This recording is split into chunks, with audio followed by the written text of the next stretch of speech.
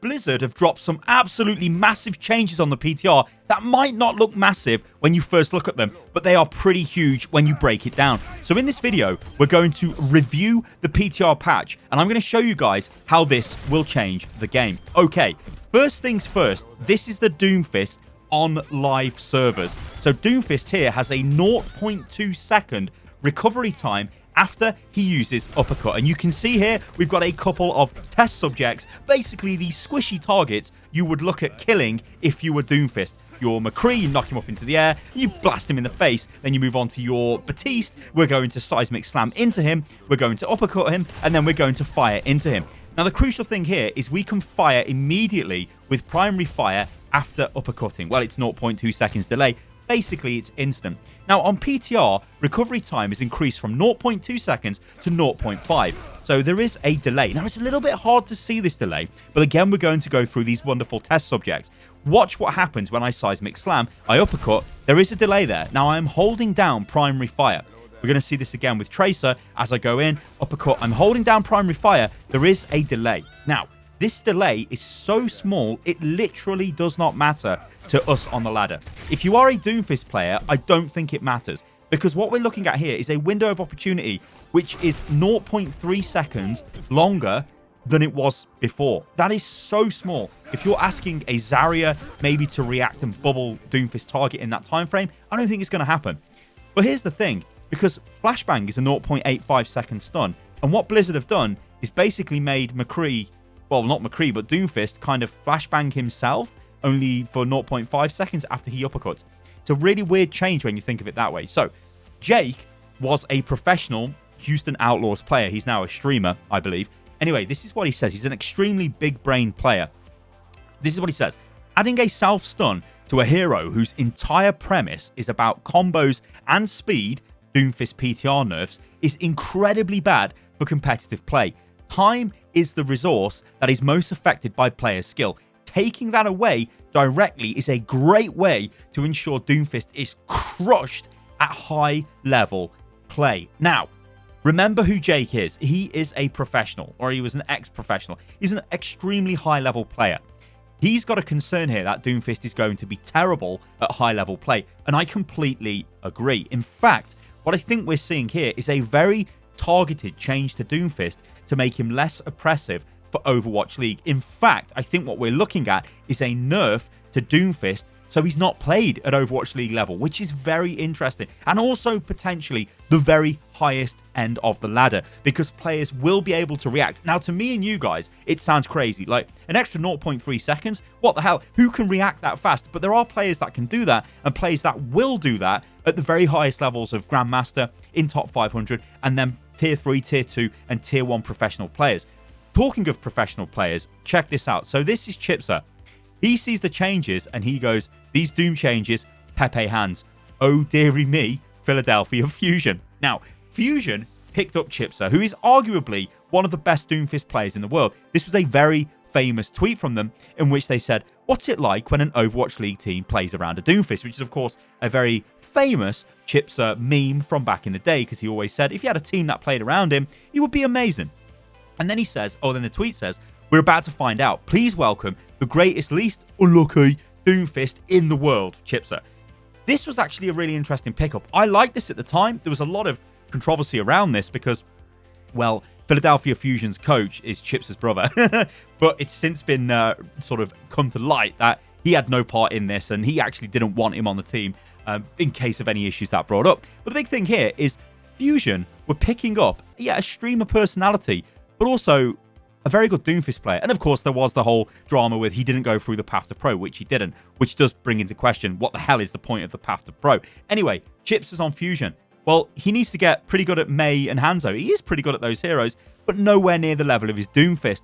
This is a bit worrying for Fusion and for Chipser, because this is the patch that will be played in the first stage of Overwatch League when it rolls out in February this year. There won't be Doomfist. This is a massive nerf to Doomfist at the highest level. In fact, I'm going to argue this is a very targeted nerf to Doomfist. So, yeah, unlucky. Okay, let's talk about D.va. So, D.va can fly. She can actually fly if you're clever. So, this is a video clip from Sizuin, I've butchered your name, I'm very sorry, on Twitter, showing you can get to the top of the pagoda on Lijiang with D.va. This is because if you watch, D.va kind of conserves a bit of like momentum. She's sort of a bit sticky when she gets stuck onto buildings on the side, kind of like Farah, but the difference here is she's regenerating her fuel if you look at it that way. This, though, made me laugh. Finally a way for D.va to fly back to spawn, faster to switch to Sigma. Or, well, faster if she sees Sigma on the enemy team. Yeah, it's kind of like, yeah. I don't know what this change is about, really. This is a playstyle change for D.va because it makes her more diving. Maybe Blizzard is trying to force dive to come back. I don't know. It's still a weird one because D.va suffers from the fact that Reaper, Mei, and Hanzo are very good against her. Talking of Hanzo, why the Hanzo change? Now, Hanzo has had a reduction in projectile speed. So this is the nerf on the PTR. Hanzo, Storm Arrows, Primary Fire. Maximum projectile speed reduced from 125 to 110. The dev comments here are, the way Hanzo arrows work is there is a base speed of 25 and it adds another bonus speed determined by how long the shot was charged up.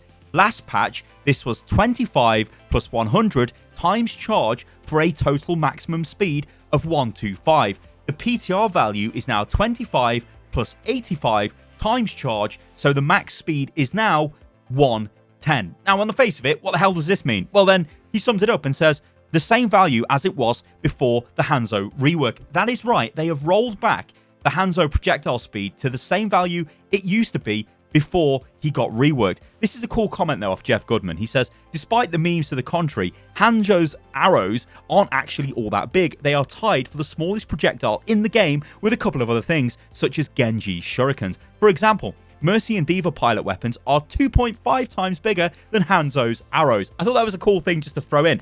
But this is why I wanted to talk about Jeff Goodman, because he said this 1 year ago. And he says, I'd say at this point it's pretty clear Brigitte's initial balance was pretty far off the mark. She has been nerfed multiple times since then, and she is still very strong. Another regret is, although I really like the way Hanzo has turned out, I somewhat regret increasing his projectile speed specifically. It will always feel great when testing a change like that, and it has helped make him a lot more consistent. But he has lost some of what helped make him feel very different than other heroes. That's not to say you're going to see Hanzo nerfed next patch or something, but it's just one of those retrospect things that I wonder if there was another way to get the same goal. So what does this mean for Hanzo? Well, it just means his arrows are slower. So it might feel a bit more rewarding when you land a headshot. I don't know. I don't think this is much of a change. I think Storm Arrows needs a reduction in ammo to really make a change to the power level of this hero. Until then, it's still going to be pretty good. So keep playing Hanzo. He's pretty damn good. All right, let's move on to Orisa. Now, it's only 10%. They have reduced Fortify by 10% in its power level. You can see it on the screen there. That is not really enough to change the power level of this hero. I think until they look at things like Halt and maybe reducing the power level of that ability, she's still going to be a really good hero. Now, one thing I do want to say here is we don't know what heroes are coming out in the future. Potentially a hero comes out that might counter Orisa. We don't really know. But if you play Orisa, don't worry, you can still play her. Talking of Mei, we can still play her as well. So she's just slightly less annoying than she used to be on the live service. So this is the change. Endothermic Blaster. Slowing effect now reduces enemy movement speed from 20 to 70%, down from 30 to 90. Slowing effect duration reduced from 1.5 to 1 second. She is less annoying, but she will still freeze you. She will still slow you down. She's still going to be super strong against heroes she just hard counters, like D.va, like Hammond. She's going to obliterate them. She's still got a wall. She can cut off your team. Really good hero still. So if you play Mei, don't worry. You can still play Mei. This is just a slight reduction in her annoyingness.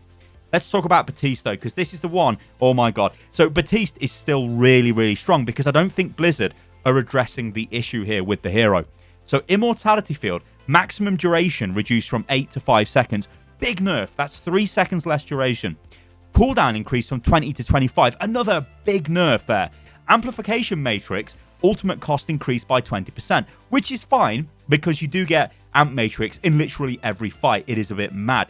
Now, what I don't agree with here is the Immortality Field change itself, and I'm going to show you guys why it's still a powerful ability and why still this hero will just be still incredible, still the best support in the game. You see this thing in front of me? It's a wall. If I put my drone there, you can't shoot it, but I can shoot you. Now, this is on live servers, so this isn't with the 5-second cooldown. We've actually got the 8-second drone here, but it still illustrates the same point where you can't get to the drone, so you can still do what you need to do with Immortality Field. Now, obviously, it's still going to allow you to save people from ultimates and all of that good stuff. I don't think Blizzard have entirely addressed the right issue here. So again, there, look, save both those guys. You can't shoot the drone. Yeah, he's still a really goddamn good hero. Maybe there'll be more nerfs of Batiste in the future, but I feel like this isn't going to destroy the hero. It's just making him less powerful. Again, going back to this idea of Blizzard not wanting to use the hammer, they are just coming in with a scalpel, making slight changes, which on the face of it do look like, well, kind of minor changes. And there you go, guys. Thanks for watching the video. I hope you guys enjoyed this. This has been a bit of a different video. If you guys have been watching my videos for a while, you will notice this video is jam-packed with information. It's also highly edited. I think this is me turning a new leaf in 2020. I want to go back to making really quality videos on Overwatch and maybe other games that we cover in the future. You guys have seen things like the new intro on this video. Just the way this video has been made, I feel like it's a much better video. I feel like I've put a lot of hours into making this video, and I hope you guys can tell when you watch the video and you get something tangible out of the video. So thank you guys for watching this video, and thank you guys for watching all of my content over the years. It has been a bit of a slog at times, and yeah, we all fall out of love with Overwatch, then we fall back in love with Overwatch, but I'm hoping that this will be an awesome new direction for the channel, and yeah, we can get back to making some absolutely quality content. Okay guys, I'll catch you on the next video.